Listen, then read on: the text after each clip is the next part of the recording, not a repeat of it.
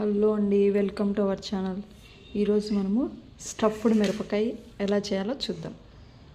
దీనికి కావాల్సినవి ఎండు కొబ్బరి, అలాగే ధనియాలు, చెక్క లవంగాలు, గసగసాలు, ఉప్పు, మిరపకాయలు అన్నీ ఇలా మిక్సీలోకి వేసుకోవాలండి. కొబ్బరి కొంచెం ఎక్కువ వేసుకుంటే టేస్ట్ అనేది చాలా బాగా వస్తుంది.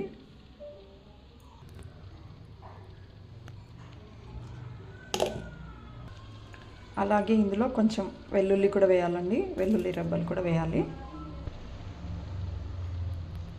సో ఇప్పుడు మనకు స్టఫింగ్ రెడీ అయిపోయిందండి.